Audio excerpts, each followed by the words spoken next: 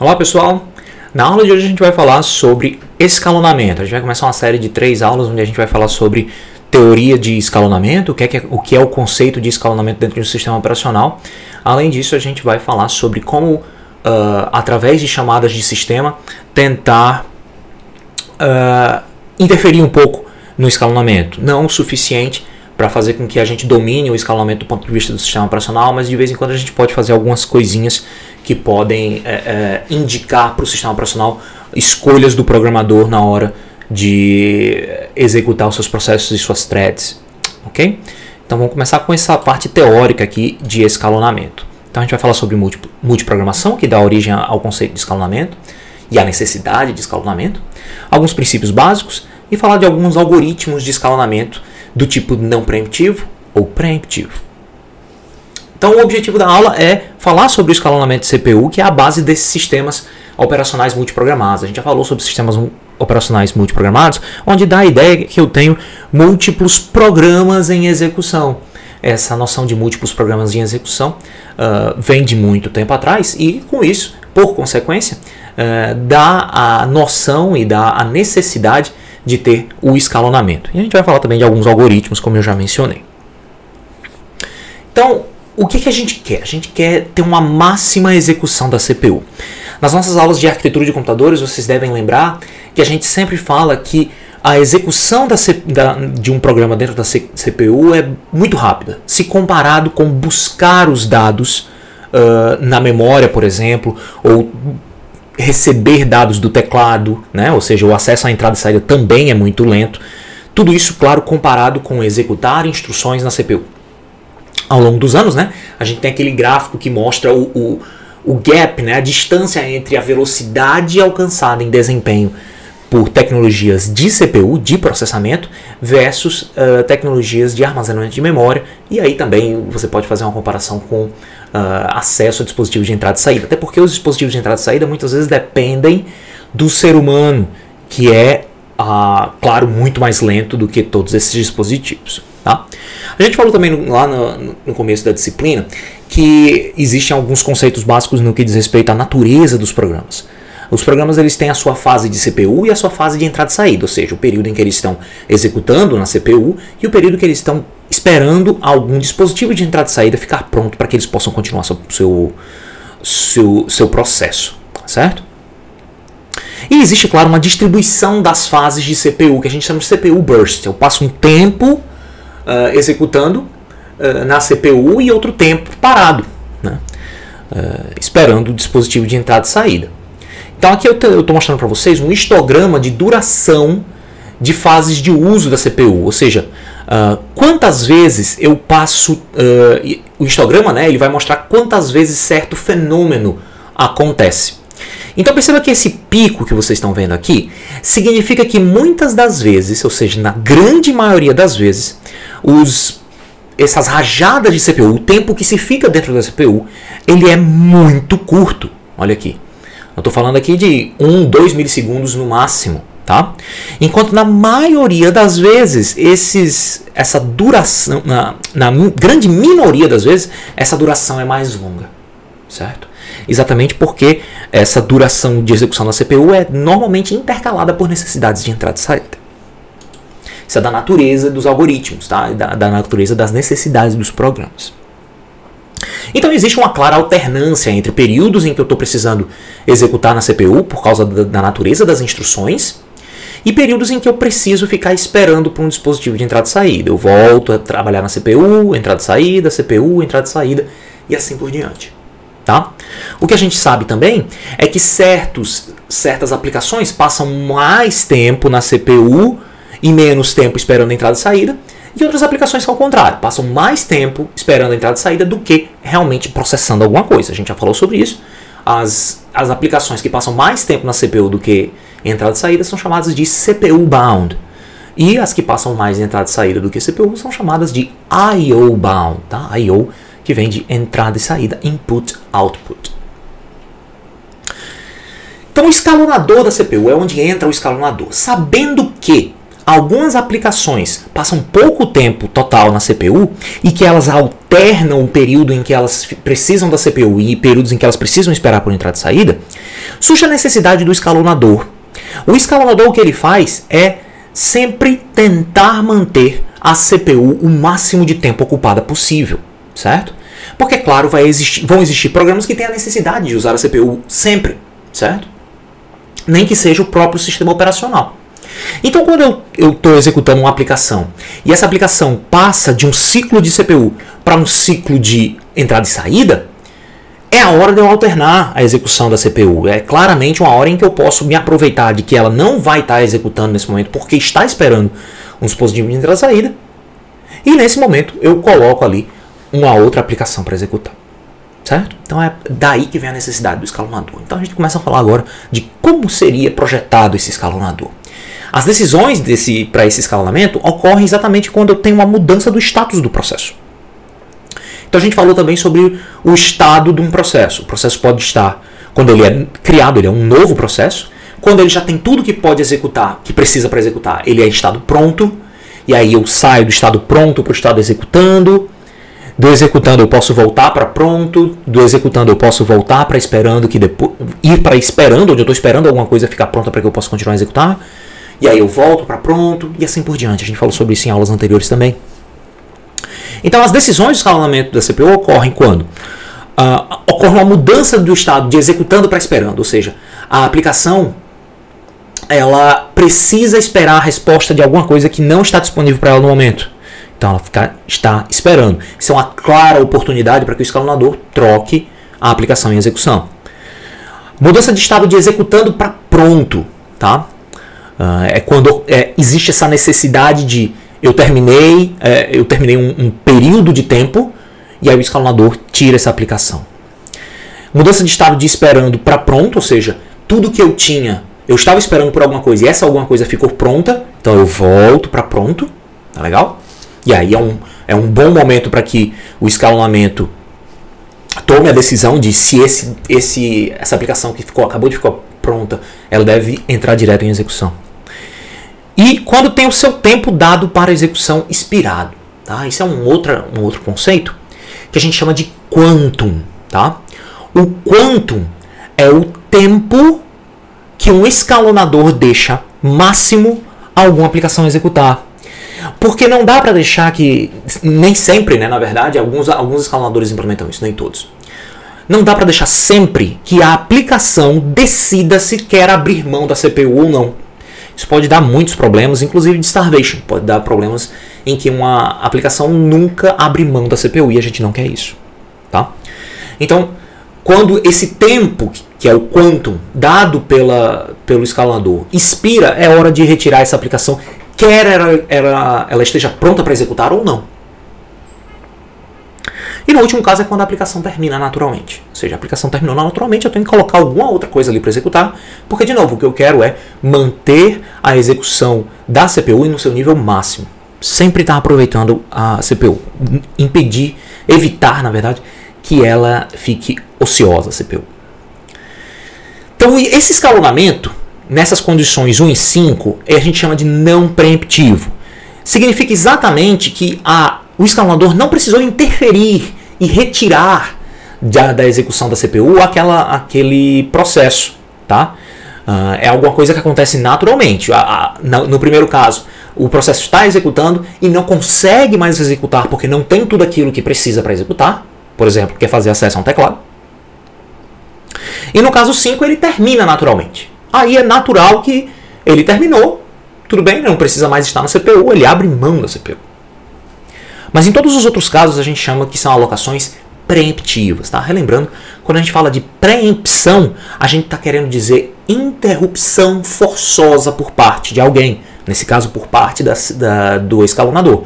O escalonador forçadamente interrompe a execução. Quando a gente diz que ele é preemptivo, é porque ele faz isso. Quando ele é não preemptivo, significa que ele nunca vai forçadamente retirar a CPU. Nesse caso aqui, a gente está dizendo que as situações 1 e 5 são lidadas de forma não preemptiva. Foi o processo que abriu mão. Nos casos 2, 3 e 4, elas são sim preemptivas. São ações forçosas do escalonador para retirar o processo em execução. No escalonador existe um módulo que realmente faz certas atividades práticas do processo de escalonamento, que a gente chama de despachante. Tá? Então ele fornece o controle da CPU para o processo que foi selecionado pelo algoritmo de escalonamento. Então eu tenho um algoritmo que elege qual é o novo processo a ser executado. E o despachante é aquele que efetivamente realiza a operação de colocar esse processo em execução. Então essa ação envolve, claro, troca de contexto. Eu preciso guardar todo o contexto do processo que estava executando até o momento, tá? Porque uma hora ele vai querer executar novamente, eu preciso voltar ele de um ponto onde ele parou. E isso, é claro, a gente já sabe que envolve conjunto de registradores de propósito geral e registradores específicos, como o PC, por exemplo, o contador de programa que diz qual é a próxima instrução a ser executada. Então eu faço uma mudança para o que a gente chama de modo usuário, certo? Então eu modifico o status, né? Todo processador ele tem uma execução que a gente chama de modo usuário e o modo administrador, tá? O modo prioritário, né? Que é o modo usuário, ele não permite que o processador execute instruções que vão acessar certas regiões da memória. Por exemplo, na hora que é feita essa troca de contexto, eu mudo o processo que está em execução para um novo processo, certo? E esse novo processo, ele não pode acessar certas regiões do sistema operacional. Então ele executa em modo usuário, certo? Quando eu troco para a execução de uma aplicação do sistema operacional, aí sim ele sai do modo usuário, vai para o modo prioritário. Então desvio para o endereço adequado do programa do usuário para reiniciar o programa. Ou seja, eu escrevo no contador de programa qual é o próximo endereço da aplicação a ser executado. Endereço esse que eu sei porque eu salvei o contexto da última vez que essa aplicação foi executada. Com isso a gente tem uma coisa chamada latência de despacho. Simples assim. A latência de despacho, latência, como vocês sabem, é todo o tempo que leva para realizar uma determinada atividade. A latência do despacho é exatamente esse tempo gasto para realizar essas atividades de troca de contexto, mudança para o modo usuário e acertar qual é a próxima instrução a ser executada. É claro que isso não é de graça, isso não é instantâneo, né? Exige um tempo para realizar essas atividades. Esse tempo a gente chama de latência de despacho. Quando um escalonador resolve mudar constantemente de processo, tá? Tem que ser levado em consideração esse tempo de despacho. Por quê? Porque você não quer que o tempo, a latência do despacho, seja maior do que o tempo de execução de um processo. Porque senão eu vou passar mais tempo cuidando de mudança de processo do que execução de processo. E não é isso que eu quero. Tá? Então o tempo, o quantum que um processo leva executando tem que ser uma proporção muito maior do que a latência de despacho. Para valer a pena. Certo? Eu tenho que deixar o processo executando um tempo muito maior que a latência de despacho para que valha a pena eu realizar essa mudança. Fazer com que a latência de despacho proporcionalmente seja muito inferior ao tempo em que um processo está executando. Tá legal? Quais são os critérios dessa alocação do novo processo? Né? Utilização da CPU, ou seja, manter a CPU ocupada a maior parte possível do tempo. Tá? Essa é sempre uma grande prioridade. Produtividade, fazer com que o número de processos que completam efetivamente sua execução dentro de uma janela de tempo seja alto. Vazão, né? Throughput, né? Como eu estou colocando aqui, que é uma coisa que a gente já falava também quando a gente falava falando sobre arquitetura de computadores. Eu tenho que ter uma vazão a ser capaz de executar mais tarefas dentro de um determinado período de tempo. Uma coisa chamada turnaround, o tempo de processamento, tá? Que é a quantidade de tempo necessária para executar um determinado processo. Eu tenho que levar em consideração isso. Quanto tempo esse processo precisa para executar? Ele precisa de um longo tempo? Então significa que eu preciso trazer ele mais vezes para a CPU para que eu não prejudique a produtividade, tá? Ou seja, a vazão. Se um processo leva bastante tempo em comparação com outros, isso pode sim ser um critério de escalonamento. O tempo de espera, que é a quantidade de tempo que um processo espera para ser executado. Eu também não posso me aproximar de uma situação de starvation, onde um processo fica constantemente em espera ou na fila de pronto e não em execução, certo? Eu preciso evitar esse tipo de coisa. E o tempo de resposta, tá? Que é o intervalo de tempo entre o envio de uma requisição para a produção de alguma coisa, né? E a produção da primeira resposta, tá? Então isso é para ambientes de tempo compartilhado, né? Time sharing, que a gente chama. Eu tenho uma divisão das execuções dos processos de diferentes usuários e eu não posso dar a impressão para um determinado usuário de que os processos dele não está sendo feito. Numa situação de time sharing, onde eu tenho múltiplos usuários competindo para executar na CPU, eu tenho que pensar agora não só na vazão em termos de número de processos, mas na distribuição do atendimento das requisições de execução de processo dos diferentes usuários, certo? Eu tenho que dar um feedback para o usuário, porque senão dá a impressão ao usuário de que o sistema travou, dá a impressão ao usuário de que ele não está sendo atendido, tá? Então o sistema operacional, entre outras coisas, ele também tem a funcionalidade de dar esse feedback para o usuário, dar esse feedback de atendimento. Eu estou sendo atendido pelo sistema operacional. Tá legal? Não estou sendo preterido por ele. E a gente tem também critérios de otimização de todo esse processo. A gente quer maximizar a utilização do CPU, maximizar a produtividade, tempo de processamento, tempo de espera e tempo de resposta. Ou seja, a gente quer maximizar todos esses critérios que a gente já falou. Tá? Quer dizer, maximizar alguns deles e minimizar coisas ruins, como um alto tempo de processamento, um alto tempo de espera, um alto tempo de resposta. Eu quero minimizar esses últimos três. Tá legal? Bom, pessoal, o que a gente vai fazer agora é conversar sobre alguns tipos de algoritmos de escalonamento. A gente vai ver que, dependendo do algoritmo de escalonamento implementado, o resultado final, no que diz respeito ao tempo de execução total de um processo, ele pode variar bastante. Tá? Então, a gente vai começar com um primeiro algoritmo de escalonamento, que pode ser um algoritmo bastante ingênuo, bastante simples, que é o que a gente chama de First Come, First Served, FCFS. Em português, ficaria o primeiro a chegar é o primeiro a ser servido. Para fazer com que a gente represente como isso é feito ao longo de um tempo, a gente vai usar uma coisa chamada diagrama de Gantt.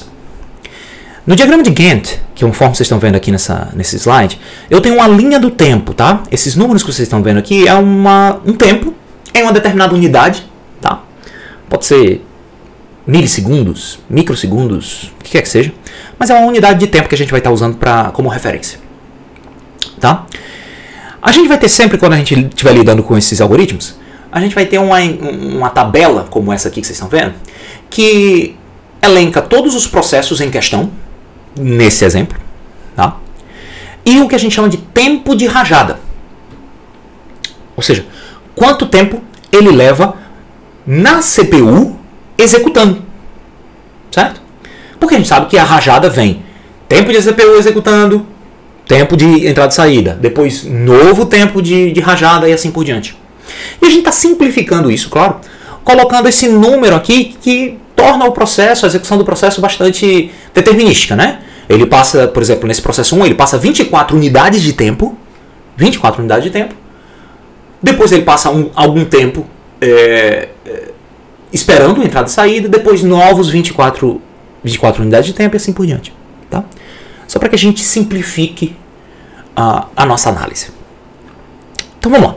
Então suponha que os processos chegam nessa ordem aqui, ó. Primeiro chegou P1, P2 e P3. Chegou aonde, professor? Chegou na fila de processos prontos. E essa fila de processos prontos é de onde eu vou retirar esses processos para colocar em execução. Eu como escalonador, implementando o algoritmo, neste caso o algoritmo FCFS. Então eu tenho aqui processos P1, P2 e P3 que chegam nessa ordem. E o que eu vou fazer é first come, first served. Primeiro a chegar, o primeiro a ser servido. Então qual desses três eu vou escalonar primeiro? De acordo com esse algoritmo, o P1, depois o P2, depois o P3. Então é isso que eu estou fazendo aqui nesse diagrama de Gantt. Tá? No tempo zero qualquer, eu estou colocando o P1 que leva 24 unidades de tempo para ficar pronto. Tá? Depois, mais 3 unidades de tempo para o P2, levando o tempo total a 27. Depois, mais 3 unidades de tempo para o P3, levando o tempo total a 30. Certo? Então, leva 30 unidades de tempo para executar todos esses 3. O tempo total, né? Eu já sabia disso, né? Bastava somar todos os 3. Eu estou aqui assumindo também que só existe uma CPU com um core, ou seja, eu não consigo executar mais de um processo ao mesmo tempo. Estou fazendo essas premissas, tá? Mas vamos analisar um pouco mais a fundo, tá? Qual foi o tempo de espera para P1? A gente disse que tempo de espera, quanto tempo um processo espera para ser executado, é um critério relevante. Dá a impressão para o usuário de que o processo está sendo atendido muito rápido, ou muito lento e etc. Então o tempo de resposta é importante. Tempo de espera, desculpa. Então o tempo de espera para P1 foi igual a 0, porque ele foi imediatamente atendido. Já o tempo de espera para P2 é de 24 unidades de tempo, e o tempo de espera para P3 é 27. Nesse momento você pode estar se perguntando assim, professor, mas você não disse que o P1 chegou primeiro, depois o P2, depois o P3? E se o P2 chegou no tempo 23? Neste exemplo, eu estou assumindo que houve uma ordem, P1 chegou primeiro, depois P2, depois P3, mas a diferença entre os dois é infinitesimal. Certo? Ou seja, eu estou assumindo o pior caso. Certo? Porque qual seria o melhor caso aqui nesse tempo de espera? Que o P2 chegasse e estivesse pronto logo antes de P1 terminar. E P3 ficasse pronto para executar logo antes de P2 terminar. Claro, esse é o melhor caso. Mas a gente está considerando aqui o pior caso, tá legal? Tenham isso em mente. Então a gente tem esses tempos de espera aqui. Então claramente o usuário que é dono do processo P3 não vai gostar desse escalonamento. Porque nesse escalonamento ele teve que esperar 27 unidades de tempo para que o seu processo iniciasse sua execução. Enquanto que o processo P1, o dono do processo P1 ficou super feliz, porque foi o primeiro a ser atendido. Então qual é o tempo de espera médio aqui? Eu somo todos os tempos de espera. Então 0, porque o P1 esperou 0 unidades de tempo. P2 esperou 24 e P3 esperou 23. E eu divido isso entre os 3. Para ter uma ideia média. Obviamente o peso maior ali está P3, um peso menor está para P1 e assim por diante. Então o tempo médio de espera aqui ficou em 17. Lembre-se, 17 o quê? 17 unidades de tempo. Tá? Pode ser microsegundos, milissegundos, nanosegundos, etc. 17 unidades de tempo. Será que isso é um tempo de espera bom? Será que é bom que, em média, meus processos esperem 17 unidades de tempo para executar, quando alguns deles executam apenas 3 unidades de tempo? Não sei, né? Se a gente refizer isso daqui, então digamos que eles cheguem na ordem P2 primeiro, P3 e P1. P2 chegou primeiro, foi prontamente atendido, P3 teve que esperar, P1 também. Quanto cada um deles esperou? P1 teve que esperar 6 unidades de tempo, porque P2 e P3 foram na frente dele. E os dois somados levam 6 unidades de tempo. P2 esperou 0. Assim que ele chegou, foi atendido, né? P3 teve que esperar 3 unidades de tempo. Vamos recalcular o tempo de espera médio. Vou pegar 6, 0, 3. Dá 9 dividido por 3, dá apenas 3. Então, perceba que isso, em termos de tempo médio de espera, e aí eu estou usando só esse critério, tempo médio de espera nesse caso, teve um tempo médio de espera melhor do que o anterior. Então, pela reordenação da execução dos processos, eu consegui um tempo médio de espera bem inferior do que os 17 do exemplo anterior.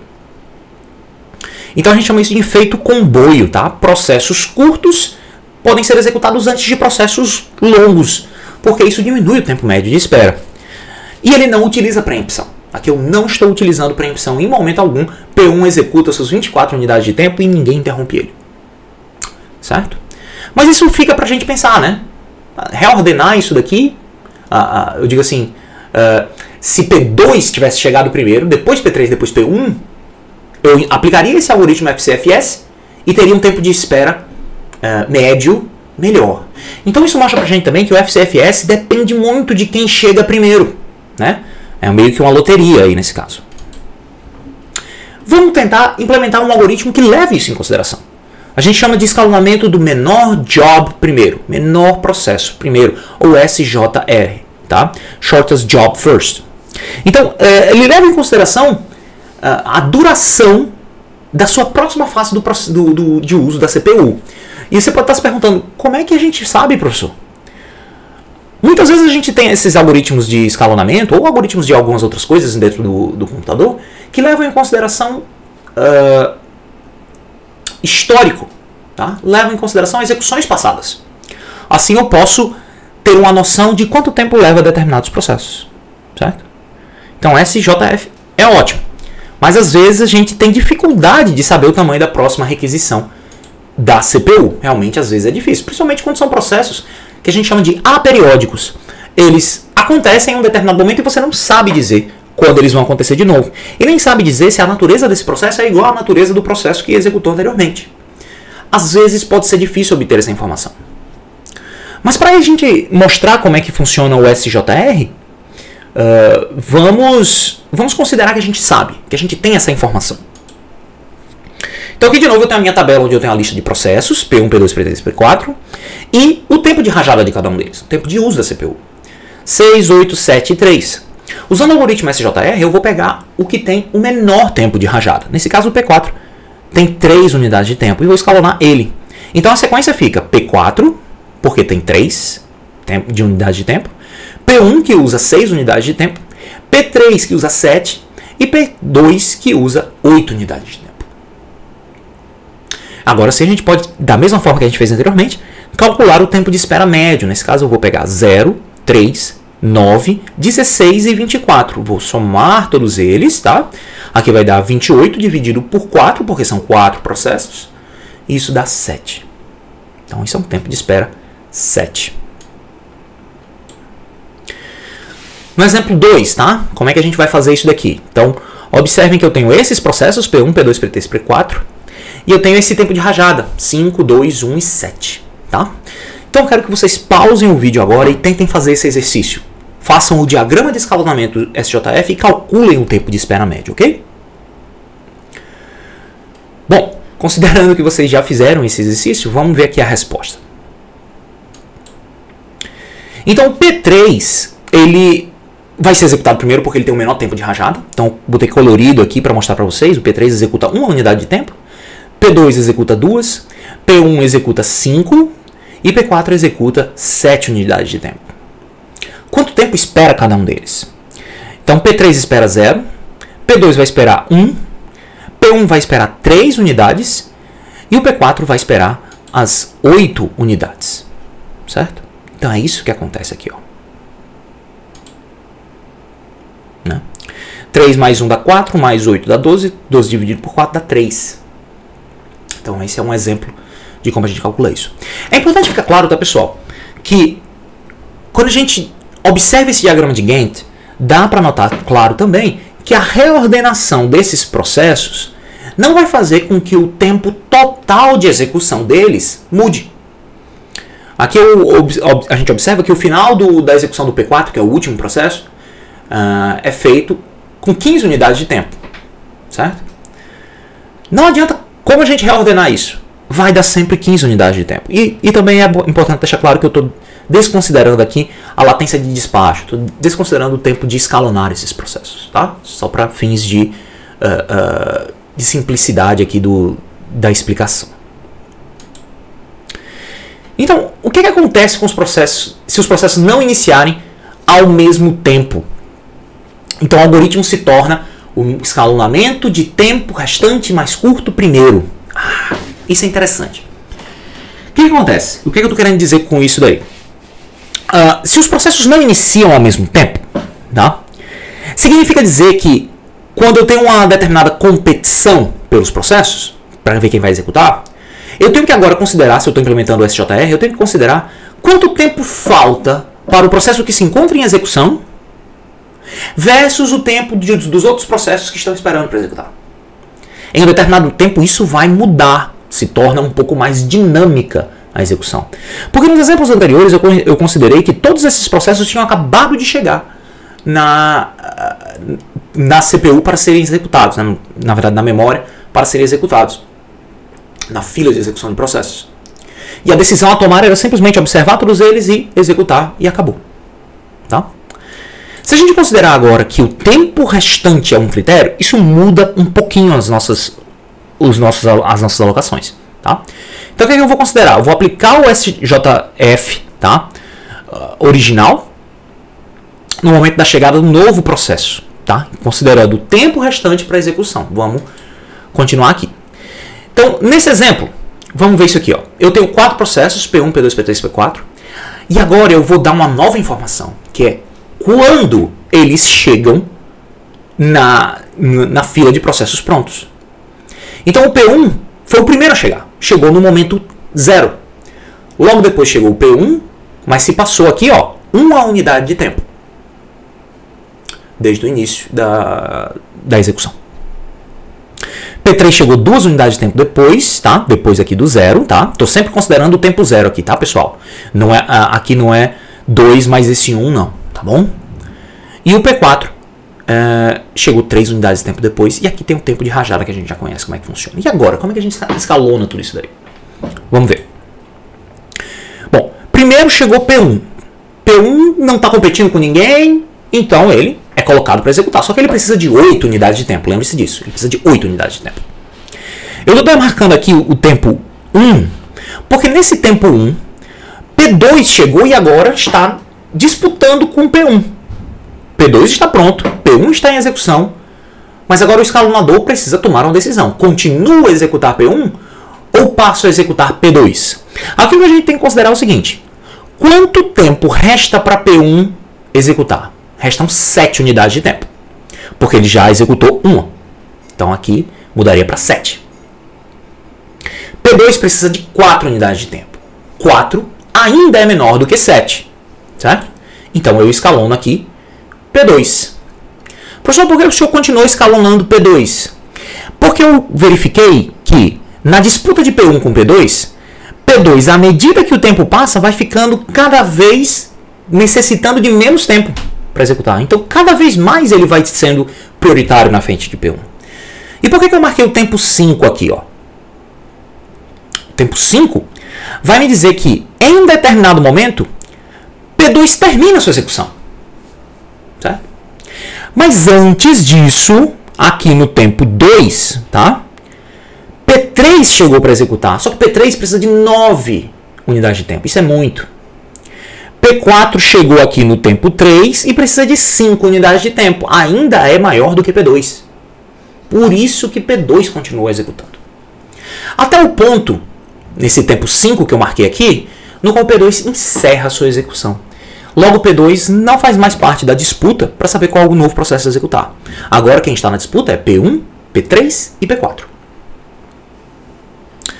Desses, quem é que vai executar? Bom, a gente precisa seguir o algoritmo. E o algoritmo é quem tem menos tempo para executar. Certo? Então, vamos observar aqui quem é que tem menos tempo restante para executar. P1 tem 7, porque já executou 1. P3 tem 9 e P4 tem 5. Logo eu preciso executar P4. P2 está fora, lembrando. Então eu executo P4. Observem que à medida que P4 executa, como não chegou nenhum novo processo, ele só vai ficar cada vez necessitando de menos tempo de CPU. Logo ele não vai sair. Ele vai continuar executando. Até que chegue o tempo 10, que é quando ele termina a sua execução. Então P4 já não precisa mais executar. A gente só tem P1 e P3. P1, ele está precisando de 7 unidades de tempo. E P3 está precisando de 9. Logo a gente vai executar P1. E da mesma maneira, P1 fica executando porque cada vez mais ele vai precisando de menos tempo para executar. Até que chega no ponto 17. No ponto 17, P1 terminou sua execução porque ele executou 7 unidades de tempo. E aí, eu só tenho um processo para executar, que é o P3, e o P3 executa até o final. Agora a gente vai fazer os nossos cálculos de tempo de espera médio. Tá? O tempo de espera médio aqui, ele é um pouquinho diferente, tá? Para considerar esse tempo médio de espera, eu tenho que observar duas coisas, basicamente. Quanto tempo o processo ficou sem executar até finalizar? E quanto tempo dentro desse período ele já executou? Eu vou dar um exemplo. Então, nessa primeira parte aqui do cálculo, onde vocês estão vendo 10 menos 1, esse é o cálculo do P1.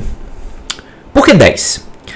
Porque aqui eu vou observar que somente do 10 até o 17 é que P1 executou completamente. Até começar esse tempo 10, ele não tinha executado completamente. Só que dentro desse período de 10 unidades de tempo, ele executou uma unidade. Então eu estou colocando aqui, ó, 10 menos 1. Tá legal? Outra coisa que eu tenho que considerar é quando o processo chegou. Porque até ele não ter chegado na fila de processos prontos, ele não ficou esperando nada, ele nem existia, né? Não estava pronto, né? Então esse aqui é o cálculo de P2. P2 ele passou uma unidade de tempo esperando, só que eu vou subtrair a quantidade de tempo que ele levou para chegar na fila de processos prontos. Tá? Então por isso que é 1 menos 1.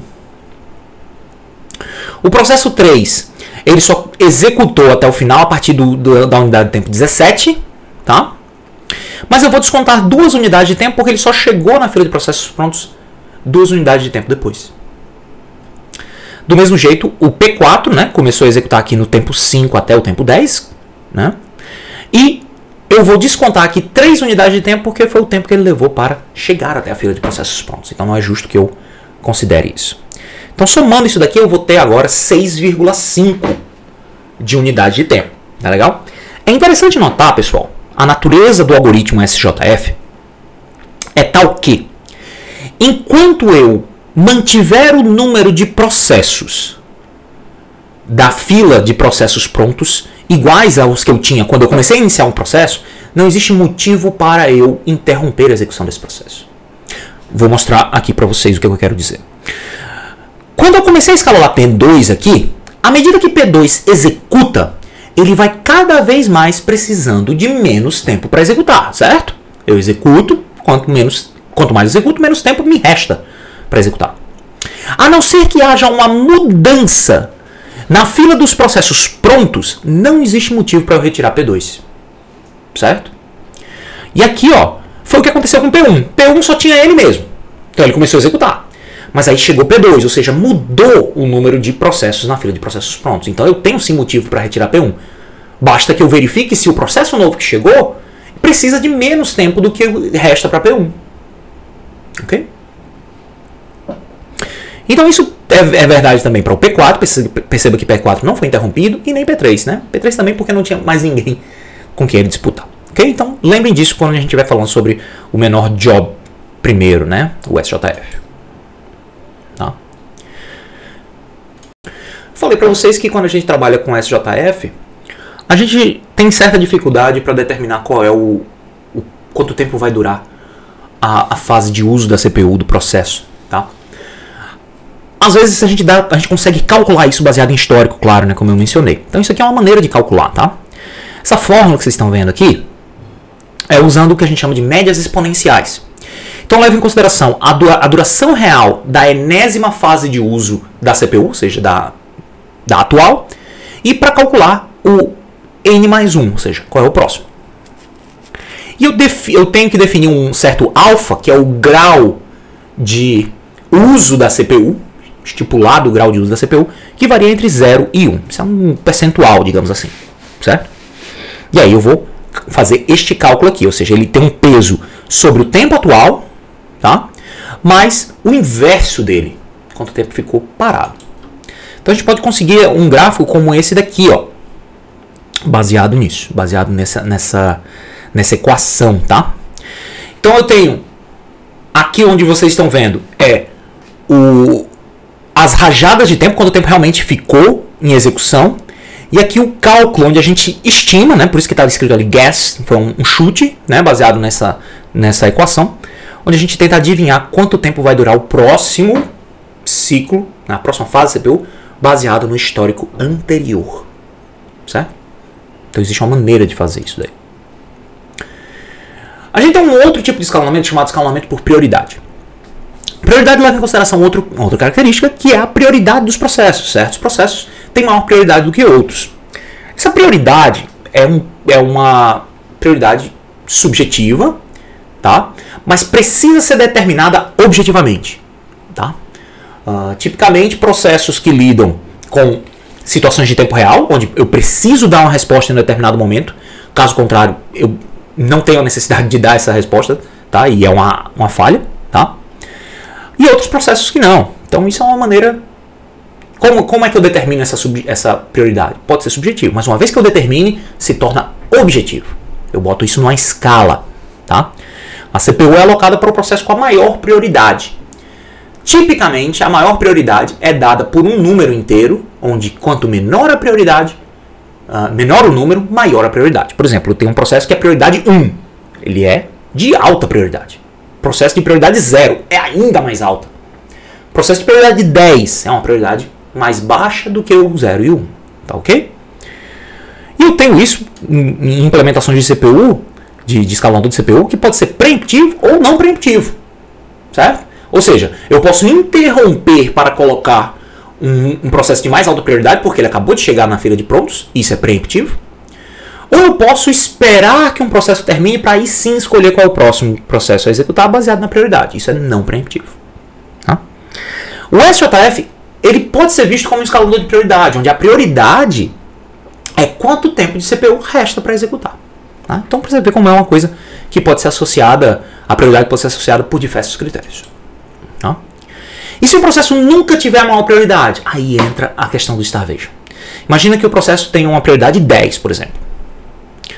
Ele só vai executar se na fila de processos prontos só estiverem processos com prioridades cujo número da prioridade é maior do que 10. Processo com prioridade 11, 15, 22 e assim por diante. Se o tempo todo estiver chegando processos na fila de prontos, onde a prioridade desses processos, de pelo menos um desses processos, é menor do que 10, ou seja, prioridade 7, prioridade 5, prioridade 8, prioridade 9, esse processo de prioridade 10 nunca vai executar. E esse é um problema que a gente chama de starvation. Tá? É o abandono de um processo, é a inanição. O processo nunca vão executar. A solução é usar um algoritmo chamado algoritmo de envelhecimento, do inglês aging, tá? Que ele ocorre fazendo da seguinte maneira. Com o passar do tempo, eu vou modificando a prioridade de um processo até tornar ele cada vez mais prioritário. Ou seja, como se eu estivesse envelhecendo ele para dar a ele maior prioridade. Pensa na fila de idosos, né?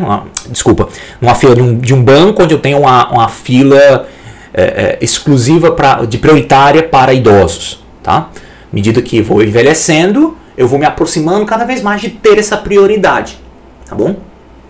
Então o algoritmo de aging faz com que, com o passar do tempo, a prioridade desse processo vá se tornando cada vez mais alta, diminuindo esse valor, né? De 10 para 9, para 8, para 7 e assim por diante. Tá? E assim eu garanto que uma hora esse processo vai ter a mais alta prioridade e ele vai executar. Pode demorar bastante, tá? Mas eu garanto que uma hora isso vai convergir e ele vai executar.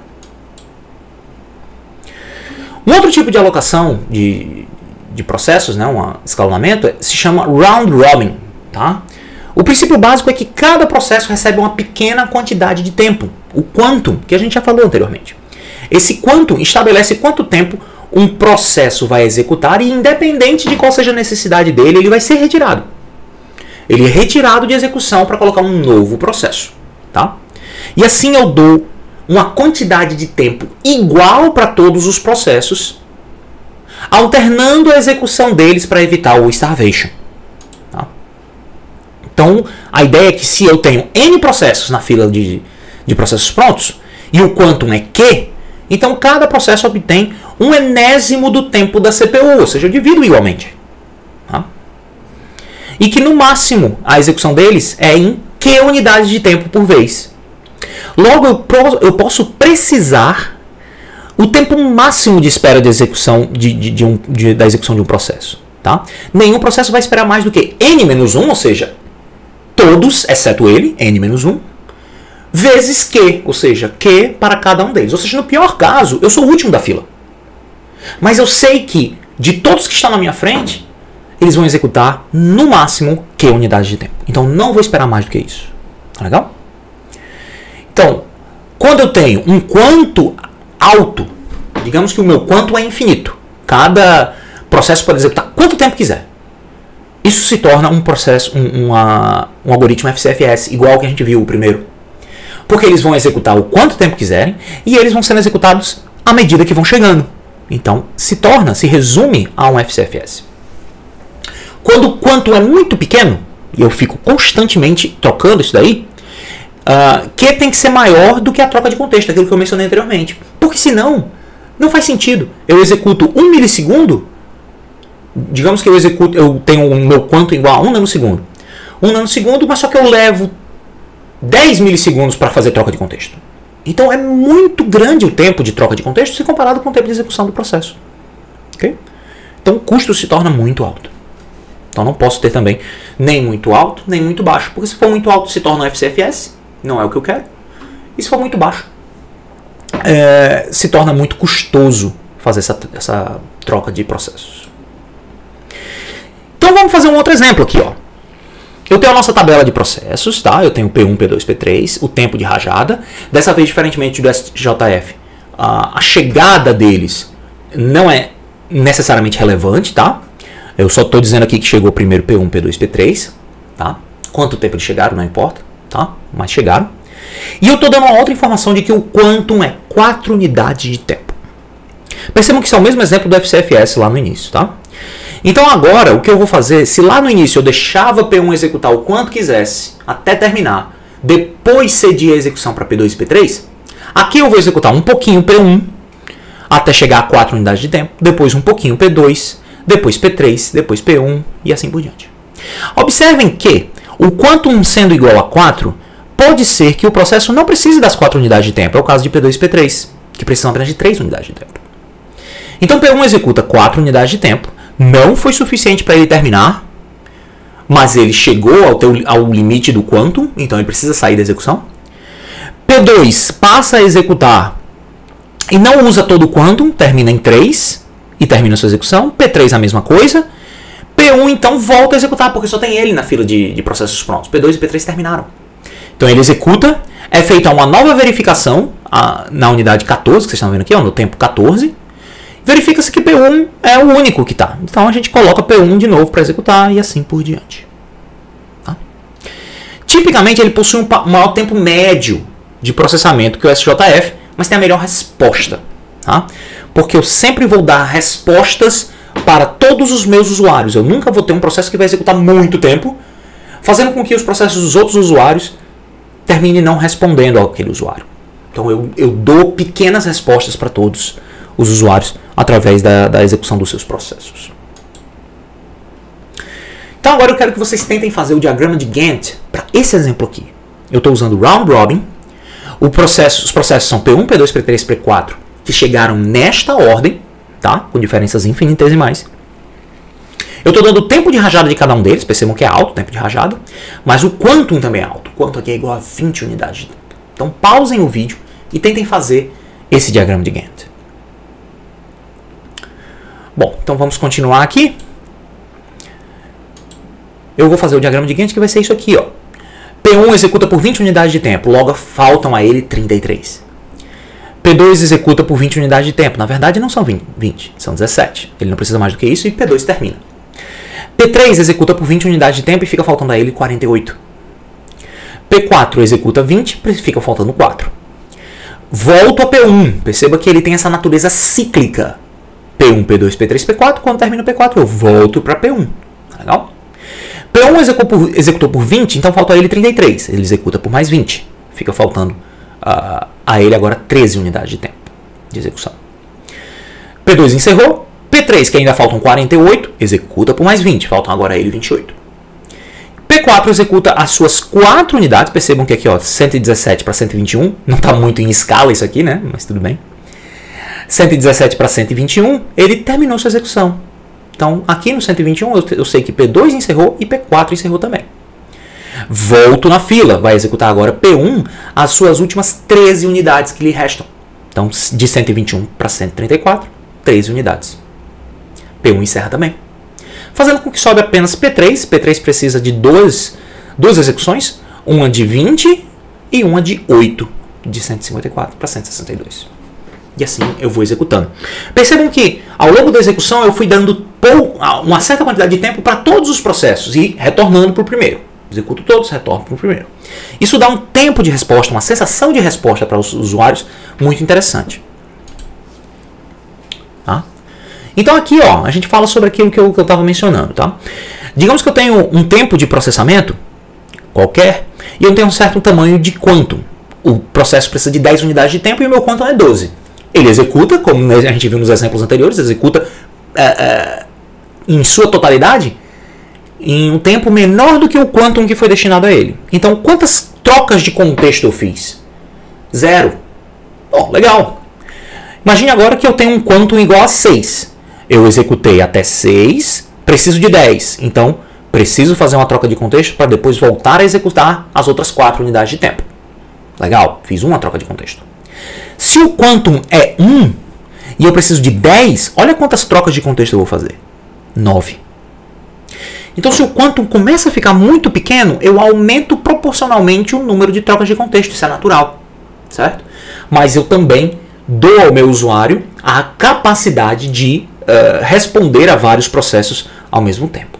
Então, é uma relação de compromisso entre as duas coisas, né? Se eu quero dar mais tempo de resposta, eu tenho que estar preparado para lidar com a alta troca de contexto. Tá legal?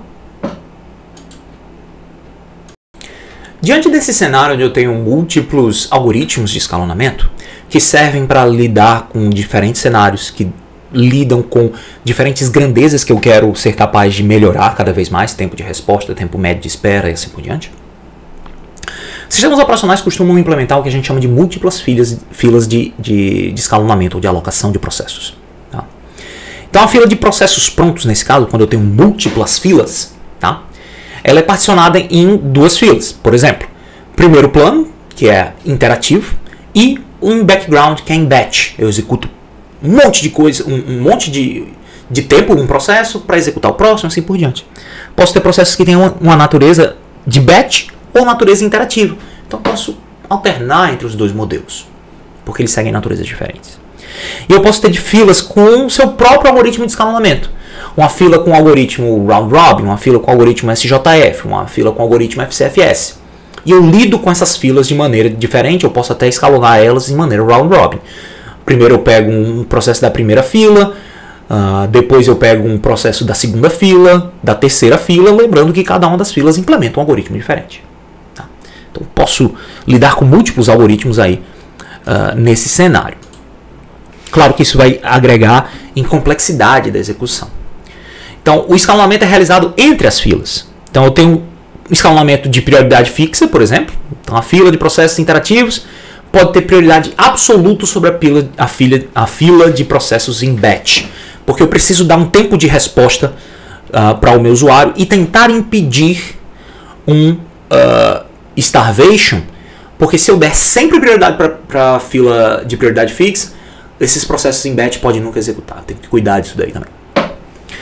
Eu tenho que lidar com uma fatia de tempo também. Então, cada fila vai receber uma quantia de tempo de CPU no qual ela executa seus processos. Então, em determinado momento, eu estou executando round robin por um determinado período de tempo.